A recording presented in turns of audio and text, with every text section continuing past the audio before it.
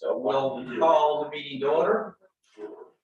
And approval of the agenda and order of business. And Floyd, as you may notice, isn't here today. He's in Quebec, by car, and couldn't get home time. So what I'm suggesting is that we take the budget presentation off, because I think we should all be here for that. And so we're just going to, next week is a council meeting, so after council, we'll have a special CO committee of the whole meeting to do the budget presentation at that point. We're all here anyway. I know Derek has to be by 1, but we'll manage the agenda to make that work. Okay, that's me too. Yeah, no, we'll manage it to make that work for people. I just prefer everybody be here for the budget stuff. That's a big deal. And 10.2 in camera personnel, that's been removed from the agenda. Yeah. Does anybody else have any? Yes, Our sir. district grant should be ready to be circulated. It hasn't been. Okay. Anything else? We approve the revised agenda. Second discussion. All those in favor? Opposed, motion's carried. Public input, or is there any particular public input that you're aware of, or There's not a motion. there are some members of the public here? You want to make a presentation of any sort? Come on up. Just for the record, state your name, Yeah. civic address, all that kind of stuff. Randy Bremner, Yeah. Chester Downs Road, 120 Chester Downs Road. So I'm here with a petition today. Okay. I'll read it.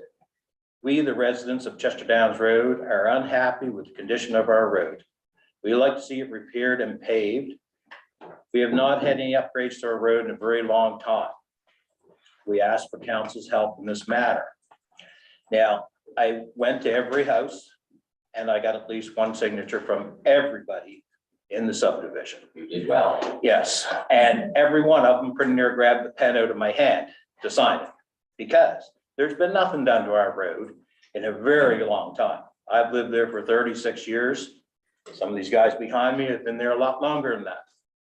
And what we've got for road repair is basically nothing. And it's bad. The other day I was going home and I followed the school bus in our yard, in our road. When the school bus turned into our road, it went like this. Because the road is so bad at the beginning of that road, it's unbelievable. Now, one of these days, there's one of those kids gonna fly into one of them seats, bang their head, could be very bad.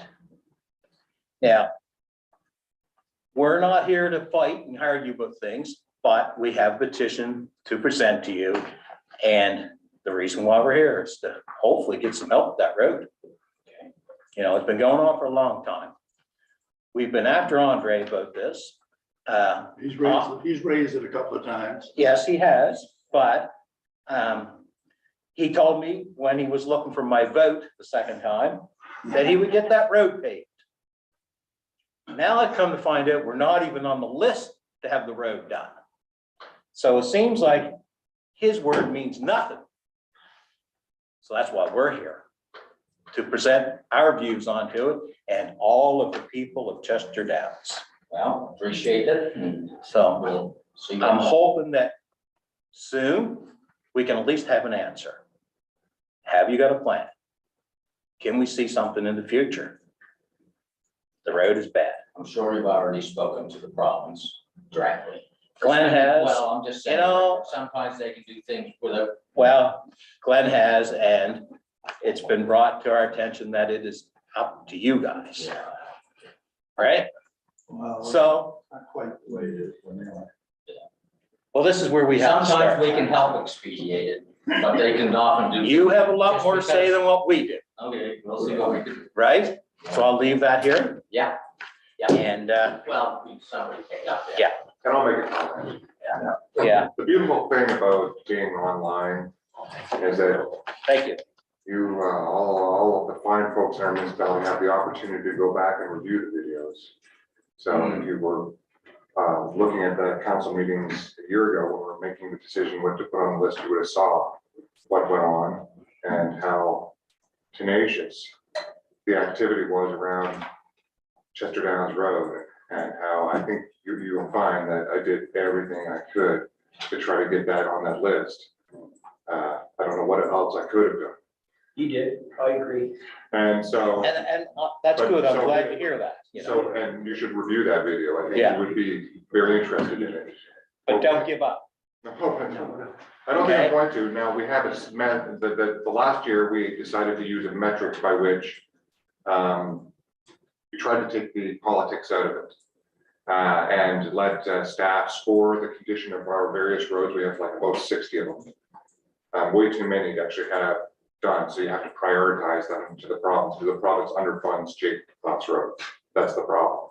So you have to pick the worst of the worst.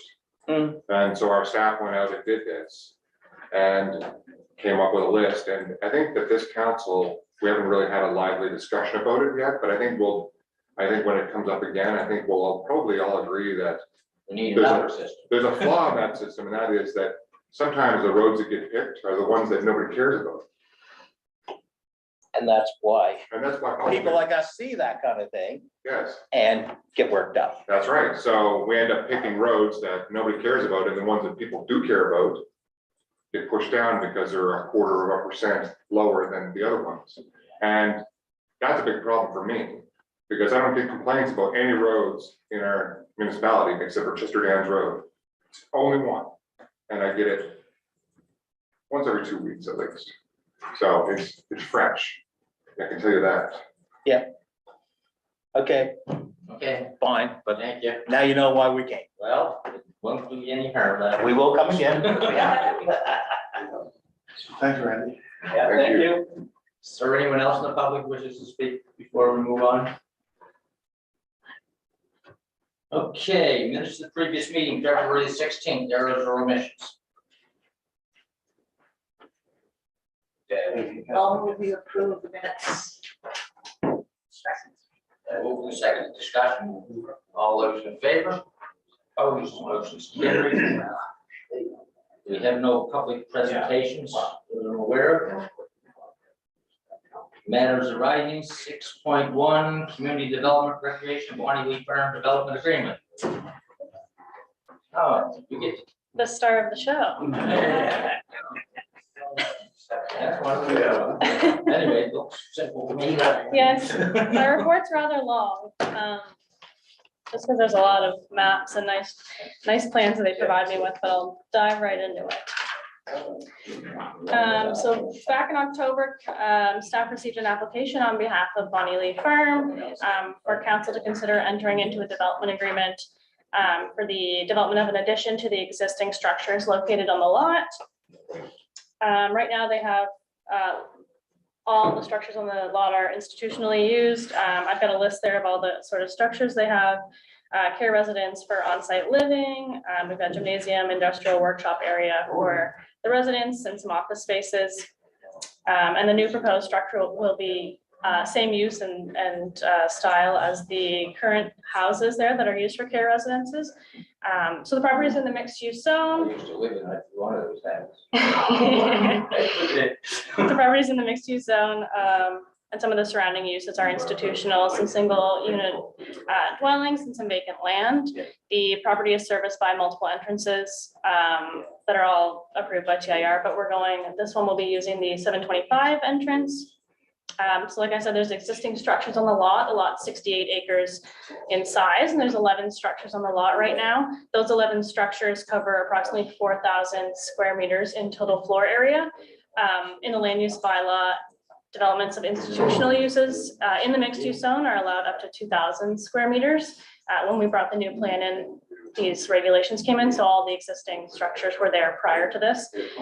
So that is why the development agreement is being triggered, because the total floor gross area is exceeding that 2,000 square meters.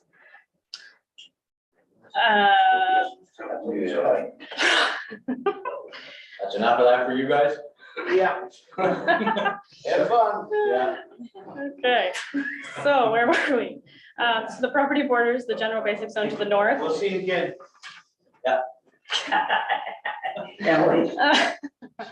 And then to the northeast of the site are the existing residential dwellings.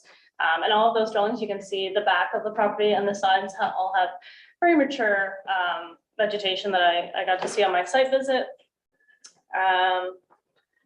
The proposed structure will have 24-hour medical staff on site to care for the residents. So this is a bit of a change, a slight increase in employees and the usual operational hours from 7:30 to 4:30. So there will be a slight change, but nothing crazy.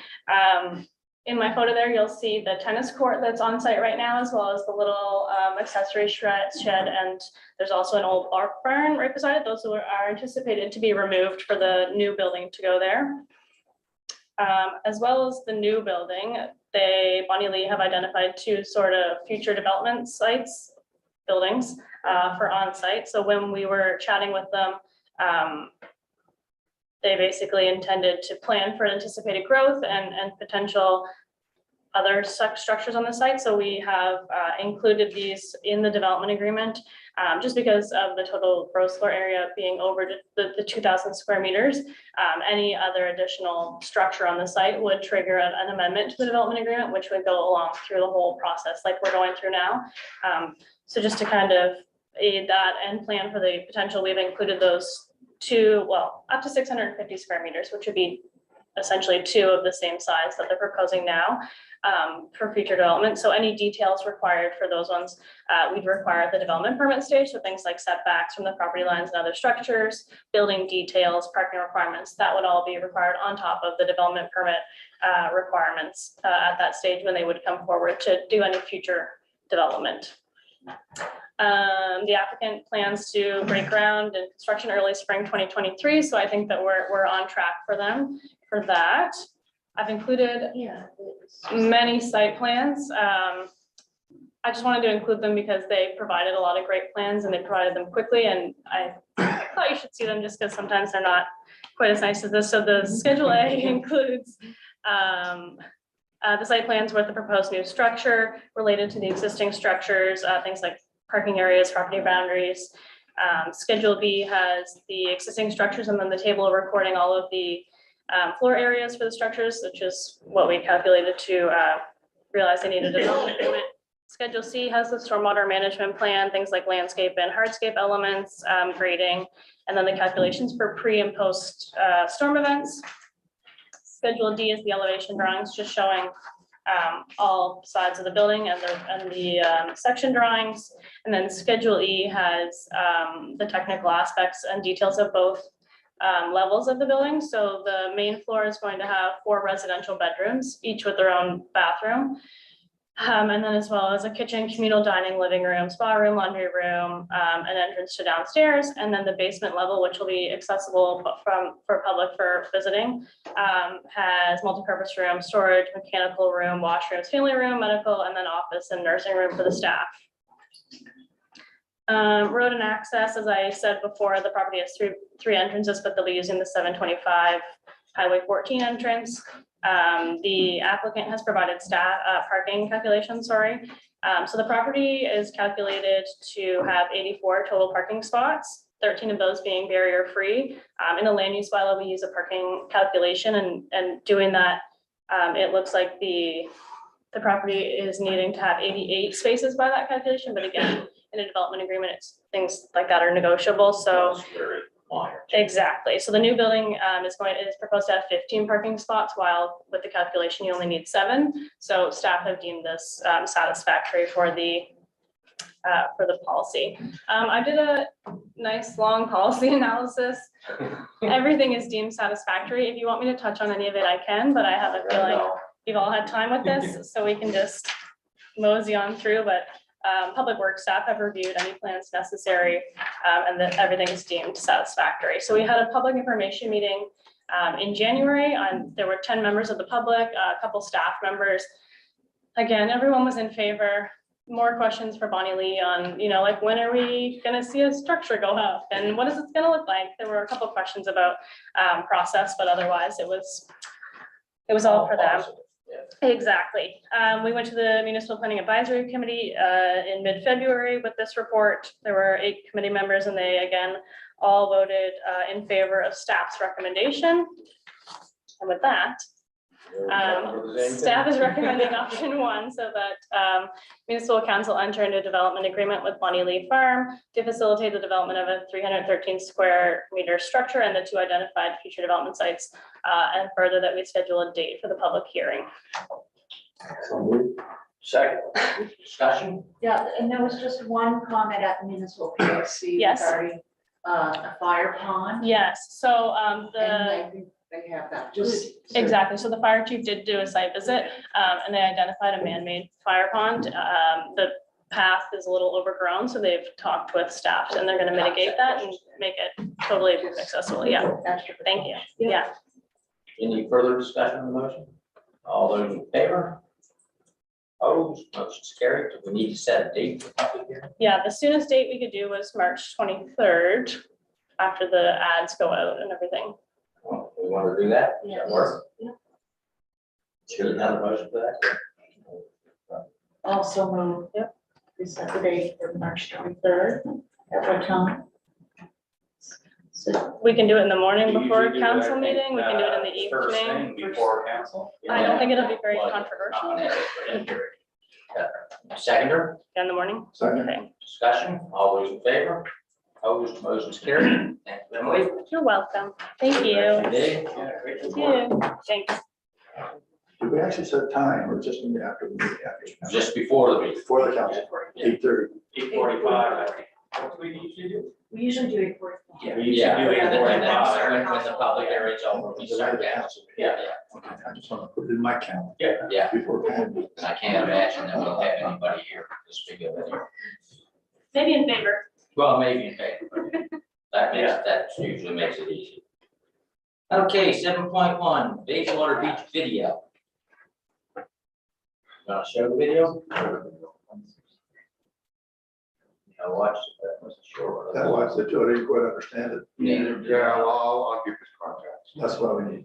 Yeah, so I received this video and some correspondence from a resident.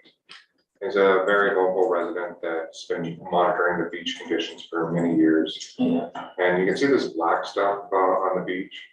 There's a bit of a local debate there about what the nature of that stuff is. We did, the province did some sort of studies or whatever, but it wasn't, they tried to rule out the nearby aquaculture operation, but it wasn't really conclusive on what the cause was. I guess, the beach at certain times of the year, like right now, smells pretty bad. So is that, when you say the black stuff, it's not the seaweed at the very end, it's that black? Yeah, that black stuff running out of the sand. Oh, okay. Oh, okay. Yeah, so, I usually get correspondence from one particular resident, but there is quite a group of them that he just happens to be the one who corresponds with me. Yeah. There's quite a group of them that have concerns about this beach. It's, obviously an important feature of that community. And I guess the request here is, I know we've corresponded with the province about this matter many times, and I've asked if council would indulge one more time and just say that we've received some comments about this problem, and if we could write a letter just asking if they could investigate and respond, because I think the residents have actually directly corresponded with the province, but if we could just reinforce their communication by asking for them to investigate and see if they can determine the source of this. And what it is. So, Is it a whatever this hazard, is. is it not a hazard? Whatever. yes, So does it appear all year round, does it, Andre, or? it seems to get better in the summertime. Okay. But this time of year, like, there's a lot of people walk the beach and stuff like that, and it's pretty bad. It smells bad. Yeah, well, I can't see any reason why we wouldn't do that. Of course, one of the problems, tell them we received complaints again, and ask them to investigate. And the residents are very happy that we continued on with our water testing about from the pond and all that stuff.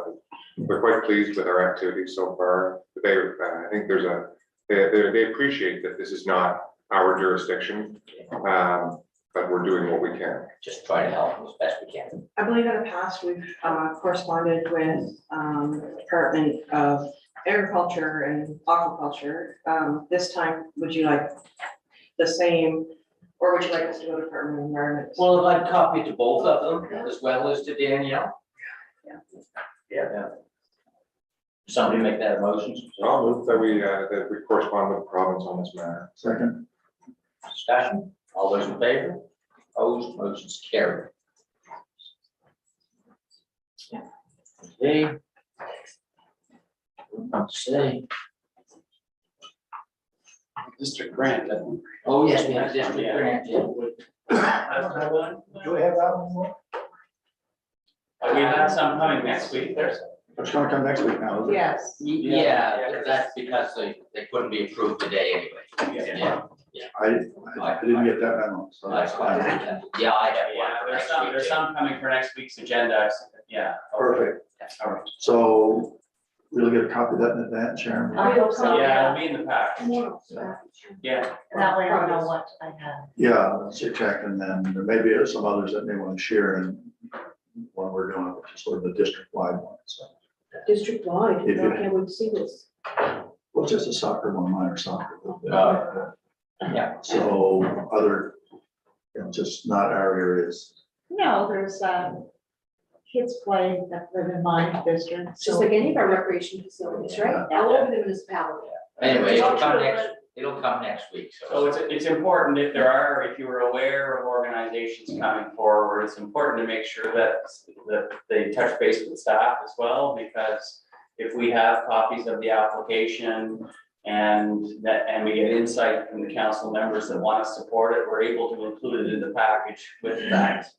Yeah. With that spreadsheet that shows what the allocations might look like if you approve it. Yeah. So I haven't even if there seen is it. one, just make sure that it gets along to Cassette and Chad.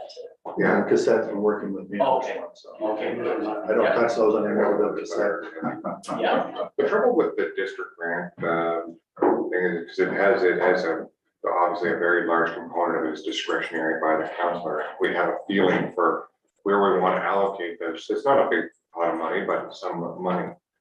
And the challenge I've faced is that even before the year starts, I already kind of have an idea of where that has to go, but I think then sometimes then you get these sort of rogue requests about things that aren't even on the radar.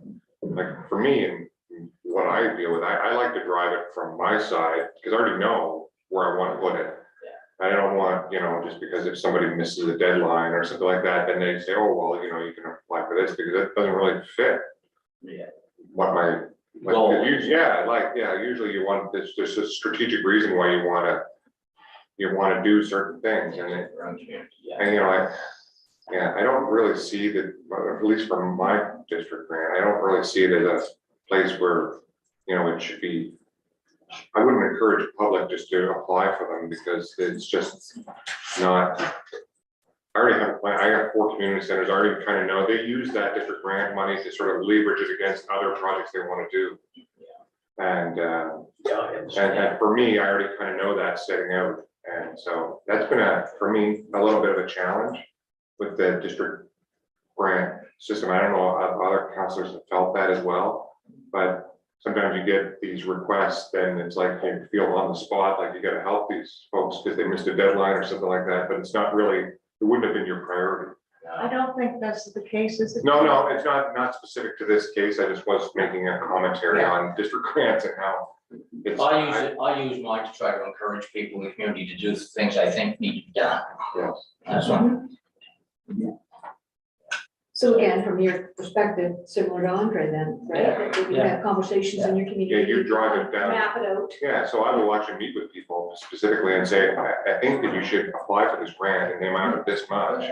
And you could use it towards this, and if you had that, you could actually take that money and then maybe go after something else, and combine it and do something really important. That's the way I try to approach it. But I mean, I don't mind having the discussion, somebody comes in and figure private. But it's up to me whether to do it. Anyway, so we are now bylaw policies, we don't have anything. Budget is gone, so we're down to the in-camera acquisition, sale, lease, and secure the municipal property. So unless there's something I'm missing, motion to go in camera, Someone. seconder? Second.